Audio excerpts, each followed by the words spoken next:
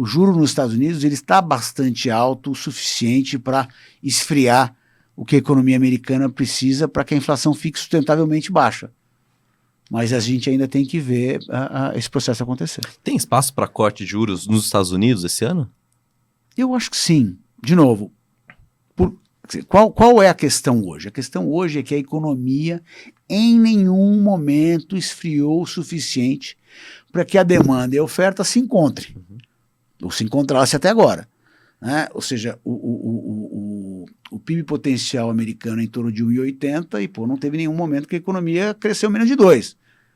Numa situação dessas, não tem jeito. Né? Desemprego muito baixo, o custo da mão de obra continuando a subir com números bastante elevados para uma meta de 2%. Então, de novo, o Banco Central já colocou o juro num nível relativamente alto, mais alto em muito tempo.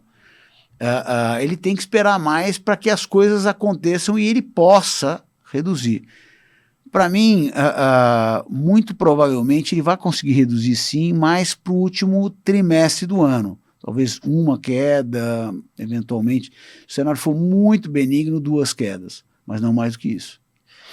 Figueiredo, vai ter eleição nos Estados Unidos, presidencial, né? E isso, de certa forma, modifica a estratégia, pode modificar a estratégia do Federal Reserve em termos de não cortar durante o período eleitoral, o período de mais comícios ali, e deixar para depois, ou pouca interferência? Em geral, os bancos centrais, eles procuram não fazer nada no período mais crítico da eleição. Né? Eu acho que é natural isso, porque não vamos criar marola no momento que a gente não deve fazê-lo. Esse é o ideal, mas não quer dizer que seja o possível. Né?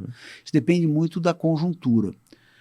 Infelizmente, porque o Banco Central americano cometeu um monte de erros nos últimos anos, ele fica toda hora flertando com queda. E o que acaba acontecendo, quando ele fica fazendo isso, qual é o efeito? O efeito é que, no final, quando o Fed sobe os juros, o que ele está querendo provocar? Que as condições financeiras fiquem mais apertadas e, com isso, a economia esfrie. A demanda dê uma esfriada. Ele até agora não conseguiu fazer isso, apesar do juros ser mais alto. Uma das razões por ele não ter conseguido foi essa história de ficar flertando com queda. Né? Tudo bem, está mais alto hoje, mas vai cair logo em seguida. A condição financeira fica naturalmente mais frouxa. Né? Então isso atrapalhou, ele se atrapalhou. Né? Porque o juro está relativamente alto. Muito bem. Agora ele tem que ser um pouco mais durão e dizer, olha, eu vou fazer quando der para fazer, que eu não sei bem quando é. Que é mais ou menos o discurso que ele começou a fazer recentemente, né? Que provocou toda essa mudança recente, etc. Vamos esperar que ele continue assim, não flerte rapidamente de novo, porque teve um blip de inflação para baixo com queda de juros, porque isso aí é contraproducente. Né? Então, mas tudo isso somado, ou seja, em termos de temos as condições necessárias para esfriar a economia e o Banco Central no final poder reduzir os juros, a resposta é sim. Vai depender um pouco mais do tempo.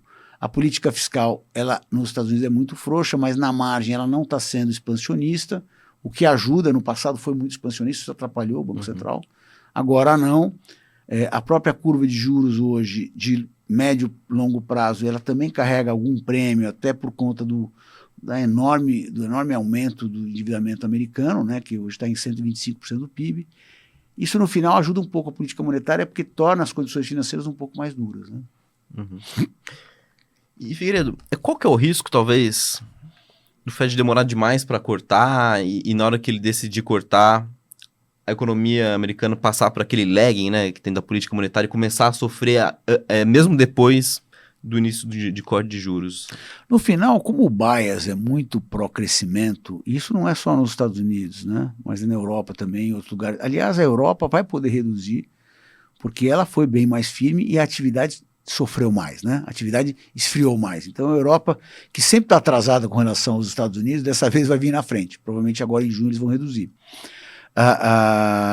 Mas assim, o Fed, ele tem que mudar muito de comportamento, né? Porque quando eles já começam a achar, já começam a dizer que vai dar para reduzir. Então eu acho que a gente não corre tanto risco de, sei lá, entrar numa recessão, mesmo leve e tal. porque eles têm esse bias muito para reduzir logo em seguida, né? Eu não acho que isso vai acontecer, mas assim, precisamos, sem dúvida, reduzir a atividade. Senão, assim, com o emprego, o aumento do custo de emprego do jeito que está indo, não tem muito o que fazer, né? Tem até gente que chega a falar em aumento de juros. Eu não acho que seja o caso, tá? Mas assim, nós não chegamos lá ainda definitivamente. Temos que esperar mais para ver os efeitos se a gente consegue chegar lá. E, Figueiredo, qual que é a sua avaliação, assim, em termos gerais desse processo que o Fed pegou, né? A inflação chegou a ter deflação ali durante a pandemia, depois a inflação veio com tudo, o Fed subiu os juros, a inflação caiu. No mercado, assim, falando com gestores, muita gente elogiava o Fed, né? Falou, nossa, ele conseguiu fazer algo quase impossível, um pouso suave na economia americana, né? Mas o pouso ainda não veio, né? É o que alguns falam, hard landing, soft landing ou no landing. Não teve landing. Ou seja, não teve pouso. Eu acho, a minha nota do Banco Central é ruim, porque ele foi guiando, misleading o mercado o tempo todo, né? Primeiro, ele ficou durante muito tempo com o diagnóstico errado, achando que era um problema de oferta, que quando as cadeias produtivas se arrumassem após a pandemia, estava tudo certo, esqueceu que o governo americano enfiou um volume de dinheiro enorme na mão das pessoas, que tem esse excesso, entre aspas, de poupança, que ainda, inclusive, não acabou, né? Toda hora vai acabar, mas não acabou até agora, né? Então, e ele ficou muitas vezes, se a gente for olhar quantas vezes o Fed falou, olha, logo em seguida eu vou reduzir e teve que abortar, pô, pelo amor de Deus, foi muitas vezes. Então, assim, ele errou muitas vezes, né? No final, as pessoas têm forte a crença de que o Banco Central vai fazer a coisa certa. Uhum. E foi por isso que as expectativas lá não desancoraram muito. Mas assim, que ele ficou... eu diria o seguinte, o Fed ampliou sim o custo da política monetária, da redução da taxa de juros, né, nos Estados Unidos. O que precisaria para o Fed começar a cortar os juros? Qual o sinal que precisaria ter? O sinal é o mercado de trabalho ficar bem mais frouxo do que está, talvez um ponto e meio mais frouxo, e a gente vê o custo de mão de obra começar também a arrefecer, a andar mais num padrão tipo 2%, alguma coisa assim. Uhum. Essas coisas não aconteceram ainda, né? Os dados do mercado de trabalho, dadas as condições atuais, eles ganham ainda mais relevância em relação aos de inflação, da inflação corrente? Sim, porque sim, porque a inflação corrente ela é a consequência de uma série de coisas. Uhum. Principalmente uma demanda mais forte, um mercado de trabalho mais aquecido, né? Então, se você vê o mercado de trabalho começar a desaquecer, você vai ver logo em seguida uma inflação mais tranquila, né? E o que aconteceu, que foi que gerou, vamos dizer, um Banco Central mais animado em reduzir os juros, chegou a se projetar que em março ia cair o juro, março desse ano, esse março que passou.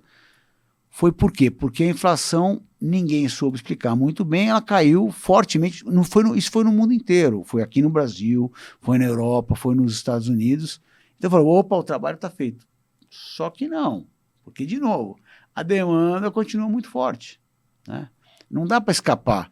É um pouco aquela história, né? Tem várias coisas nos livros de macroeconomia que as pessoas acham que dá para rasgar, né? Leis, etc. Essa ainda não está dando. É meio a lei da gravidade, essa aqui ainda não dá.